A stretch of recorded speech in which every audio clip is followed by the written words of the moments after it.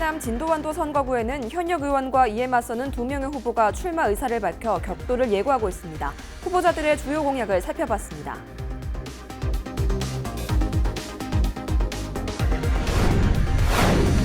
순천 광양 곡성 구례 가불 지역구가 논란입니다. 시민사회는 선거구 획정안을 받아들이지 못하고 있고 예비 후보자 사퇴와 무소속 출마설까지 정치권 동향이 시시각각 변화되고 있습니다. 4.15 총선이 한 달여 앞으로 다가왔지만 코로나19 여파로 선거 분위기가 주춤한 상황입니다. 후보자들은 이름과 얼굴을 알릴 기회가 적은 데다 유권자도 필요한 정보가 부족해 깜깜이 선거가 우려되고 있습니다. 전남에서 또다시 코로나19 확진자가 나왔습니다. 화순에 사는 60대 남성으로 광주 13번째 확진자와 접촉한 후 자가격리 해제 하루 전에 양성 판정을 받았습니다.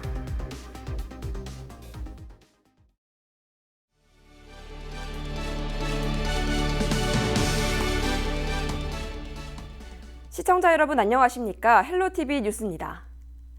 전남 지역 4.15 총선 상황을 살펴보는 순서입니다.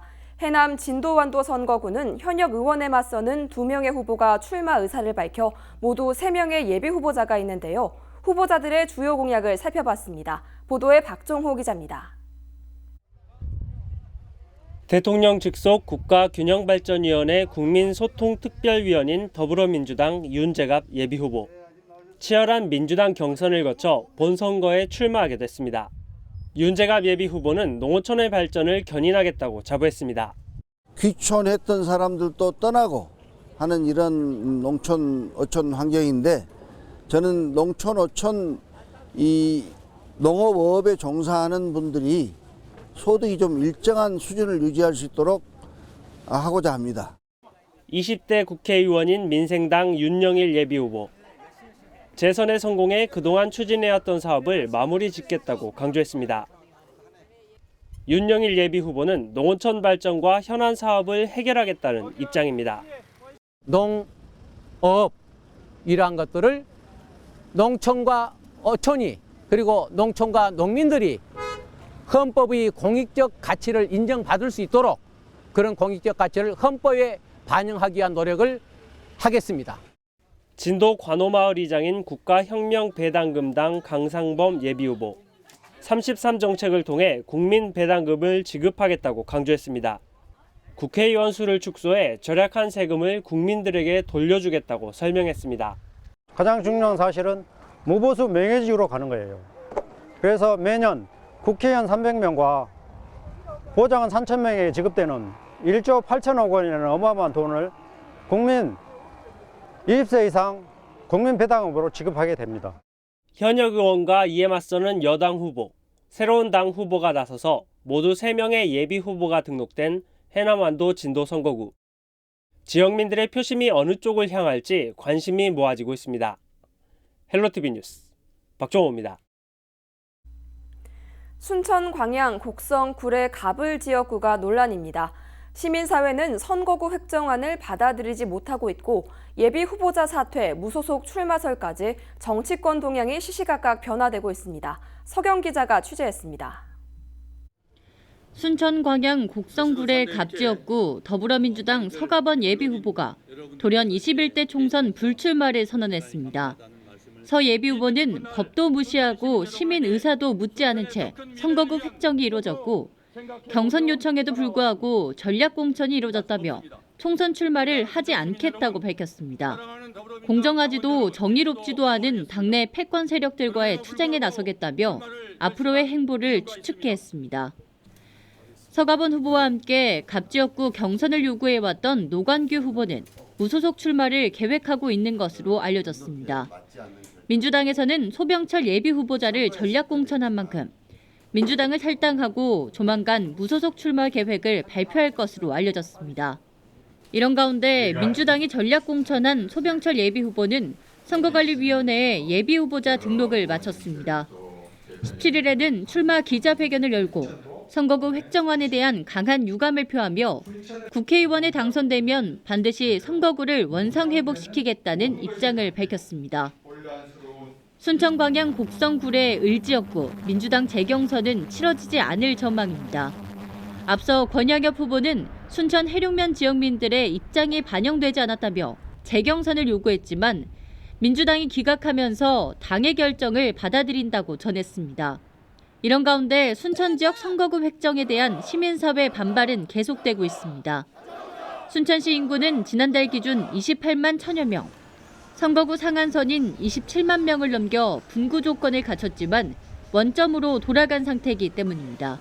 순천 지역 시민사회단체는 해룡면을 다른 시군에 떼어내면서 순천 시민의 주권을 도둑맞았다며 헌법 소원을 청구하겠다고 밝혔습니다. 순천 시민들은 헌법 제11조 평등권, 헌법 제24조 선거권을 위반한 사실을 그대로 놔둘 수 없어서 헌법재판소에 헌법심판 청구서를 제출하여 불법적인 선거구 획정을 밝혀내고 시민의 힘으로 해룡면을 반드시 되찾아올 것입니다.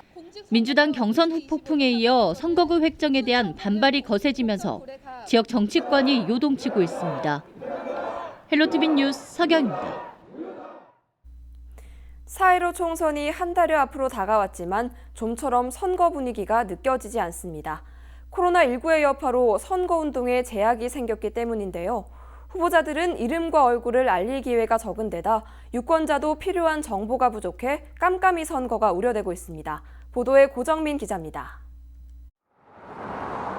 총선 예비 후보들이 자신의 이름이 적힌 판넬을 들고 거리 인사에 나섰습니다. 코로나19 확산이 우려돼 사회적 거리 두기를 실천하고 있는 겁니다. 되도록 많은 유권자를 만나 자신을 알려야 하는 후보자들에게 코로나19는 예상치 못한 변수. 직접 유권자와 대면하고 싶어도 다중이용시설 방문이 제한돼 속이 타들어가는 실정입니다. 코로나 때문에 사실 정치하는 사람들도 어렵습니다.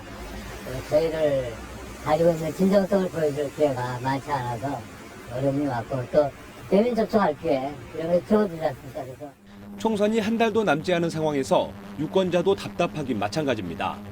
경선을 통과한 후보가 누구인지 어떤 구도로 본선이 치러지는지조차 모를 정도로 정보를 얻기가 쉽지 않기 때문입니다. 유권자들은 각 후보자가 내건 정책도 제대로 살펴볼 기회를 얻지 못해 답답함을 호소하고 있습니다. 코로나 바이러스 때문에 지금 총선이 완전히 사람들 사이에서 묵혀 있어가지고 이야기 자체도 안 할 뿐더러 사람들 관심도 많이 떨어져 있는 것 같아요. 후보들도 제대로 모르고 공약도 제대로 못하다 보니까 아마도 네임돼 있는 후보를 선택하는 경향이 더 높지 않을까. 결국 후보들은 온라인 위주의 선거운동에 집중하고 있습니다. SNS를 통해 이름과 이력을 알리고 정책을 소개하면서 관심을 유도하고 있습니다. 하지만 어르신들의 경우 온라인 매체 이용률이 낮아 홍보에 제약이 따르고 있습니다. 우리 주민들에게 피해를 주지 않는 범위 내에서 접촉을 하면서 그리고 지금 각종 SNS 어떤 이런 작업들을 하고 있습니다. 그래서 그나마 올해 총선은 투표 가능 연령이 만 18세로 낮아져 새로운 유권자층의 관심이 높을 거란 기대감이 있었습니다. 하지만 코로나19가 지속되면 투표율 하락으로 이어질 우려가 높습니다. 게다가 후보자에 대한 충분한 검증 없이 묻지마식 투표로 이어질 경우 오히려 지역 발전을 저해할 우려가 있다는 게 전문가들의 시각입니다. 코로나 감염증의 문제도 있고 10대들의 어떤 정치적인 정치 교육의 어떤 불충분성 때문에 그들도 사실은 투표장에 많이 갈 것 같지는 않다는 생각들 하고 전체적으로 투표율이 그렇게 높을 것 같지는 않다는 생각입니다. 코로나19 사태와 맞물린 채 한 달 앞으로 다가온 4.15 총선. 유권자들의 관심 밖으로 밀려난 상황에서 제대로 된 선거가 치러질 수 있을지 우려하는 목소리가 높습니다. 헬로티비 뉴스 고정민입니다. 4.15 총선이 한 달여 앞으로 다가왔습니다. LG 헬로비전은 유권자들의 목소리를 들어보는 시간 마련했는데요. 유권자들이 후보자에게 바라는 점은 무엇인지 들어봤습니다. 우선 나라나 시에서 이렇게 아이들의 육아나 이런 교육에 관련해가지고 많은 정책들을 펼치려고 노력은 하지만 그래도 실질적으로 와닿는 부분은 크게 많이 없지 않나라는 생각이 많이 들고요. 장기적으로 이렇게 그냥 돈을 지원해준다기보다는 조금 더 다른 유럽이나 이런 선진국의 그런 복지 정책처럼 이렇게 좀 실질적으로 길게 많은 사람들이 혜택을 받을 수 있는 그런 여러 가지 정책이 좀 펼쳐졌으면 하는 그런 바람이 있습니다. 아기 키우는 이제 아기를 소산한 입장에서 자녀를 키운다거나 이런 워킹맘들이 너무 힘든 것 같아요. 그런 육아를 위한 좀 정책을 좀 더 잘 해주셨으면 되게 좋을 것 같아요. 그리고 이제 공약 같은 것도 실제로 지켜질 수 있는 그런 공약을 매년 똑같은 거 말고 그런 걸 좀 해주시면 어떨까 싶거든요.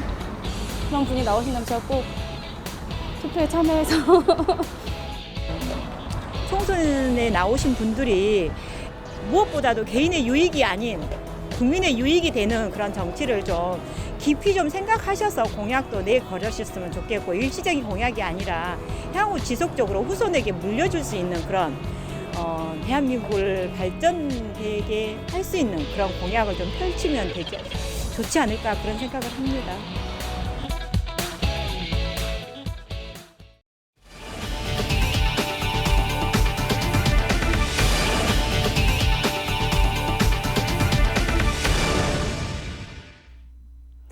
전남에서 또다시 코로나19 확진자가 나왔습니다.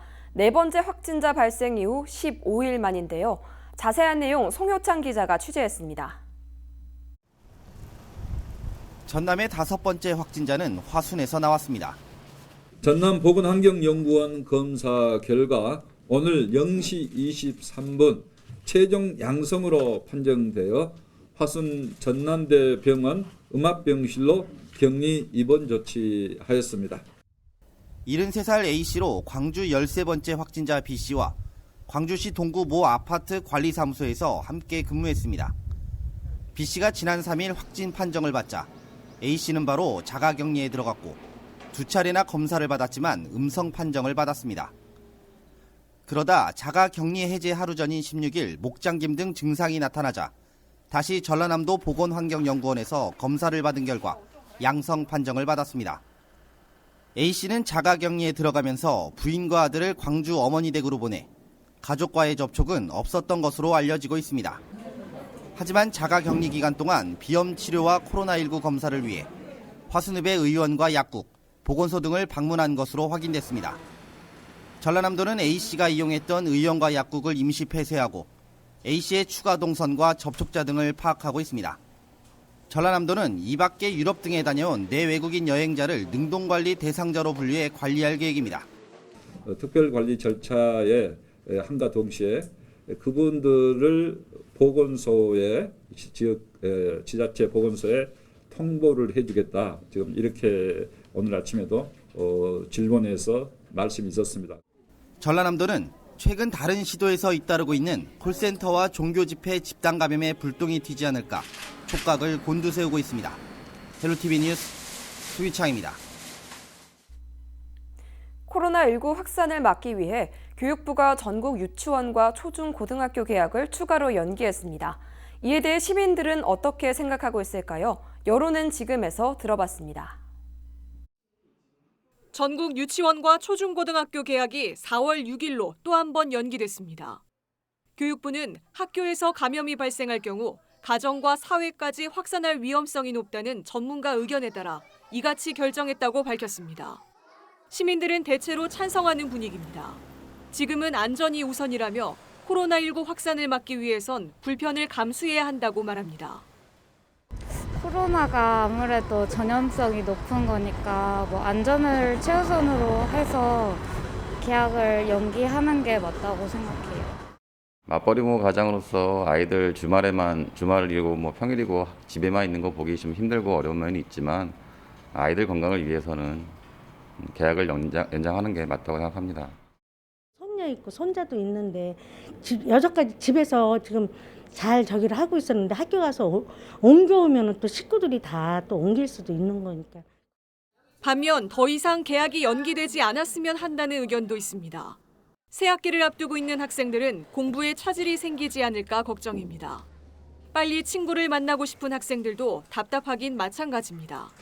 덜 연기했으면 좋겠어요. 학교도 빨리 가고 싶고 이제 고등학교 입학을 해서 빨리 개학을 하고 싶어요. 그러면 PC방에도 올 일이 없고 개학을 하면 친구들도 많이 볼 수도 있어요. 맞벌이 자녀를 대신해 손주를 돌보고 있는 할머니와 할아버지는 개학이 늦어져도 걱정이라고 하소연합니다. 손주들 봤을 때는 얼른 가서 학교 가는 게 낫죠. 집에서 뒹굴뒹굴 그냥 아무것도 안 하고 시킨다고 하는 것도 아니고 애들이 게임에 빠져 있고 TV에 빠져 있고 이러니까 좀. 학교가 개학이 연기되면 될수록 본인 어린애도 몸에 안 좋고 그 보살피고 있는 부모도 안 좋지. 학교 휴업 기간 동안 각 가정에서 학습이나 육아에 어려움을 덜 수 있도록 다양한 지원이 필요하다는 목소리도 나옵니다. 저는 초중고 학생을 다 이렇게 데리고 있거든요. 네, 애가 셋인데 고등학생 같은 경우는 공부를 해야 되잖아요. 그러니까 조금 걱정은 되지만 시간이 너무 길게 가니까 뭐 시간이 조금 아깝고 조금 이렇게 학습적인 부분에 있어서 조금 아쉬운 점도 있지만 개인적인 바람으로는 뭐 조그맣게 뭐 놀 수 있게 교구 같은 거를 그 애기 있는 집마다 좀 보내준다거나 이러면은 그런 걸로 좀 재밌게 보낼 수 있지 않을까.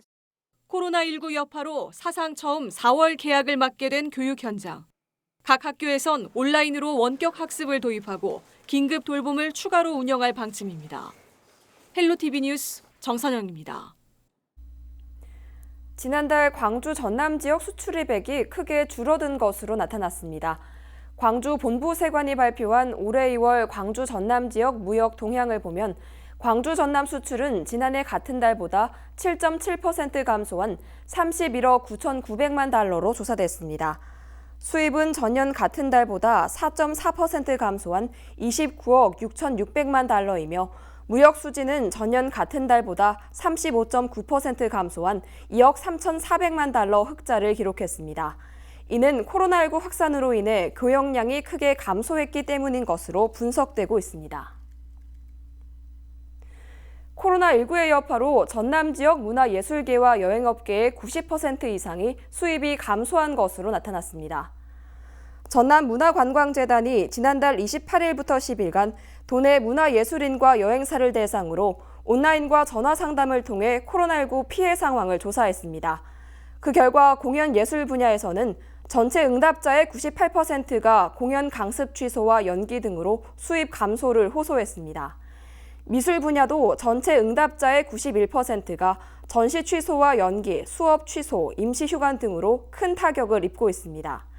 관광 분야는 지역 내 여행사의 관광 상품이 90% 이상 예약을 취소했고 전년 대비 매출액이 크게 감소했습니다.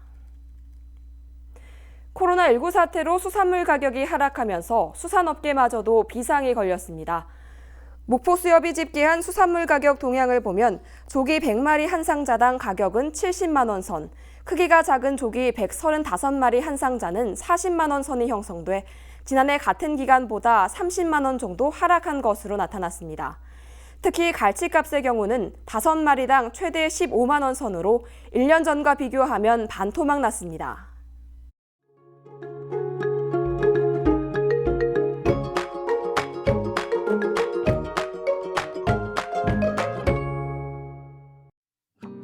따뜻한 서풍이 불어와 봄 기운이 짙어지고 있습니다. 우리 지역 아침 기온 3도에서 출발해 낮 기온은 18도까지 오를 것으로 예상됩니다. 기온이 껑충 오르면서 일교차가 15도로 크게 벌어지는 만큼 건강관리에 신경 써주시기 바랍니다. 전남 동부 지역을 중심으로는 건조주의보가 이어지겠습니다. 뚜렷한 비 소식이 없어 건조함이 더해질 텐데요. 각종 화재 사고에 주의하시기 바랍니다. 주간 날씨입니다. 당분간 고기압의 영하권에 들면서 맑은 날이 많겠습니다.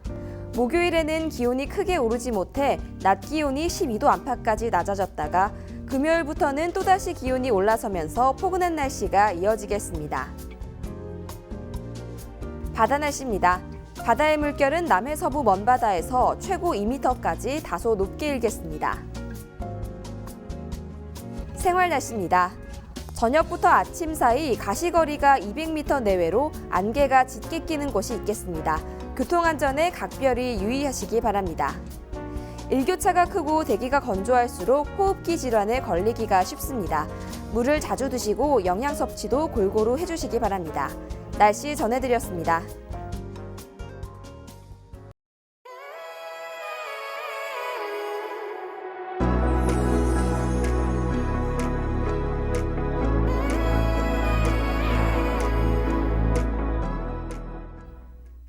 이상으로 헬로티비 뉴스를 마칩니다. 저희는 언제나 지역 주민 여러분 곁에 있겠습니다. 고맙습니다.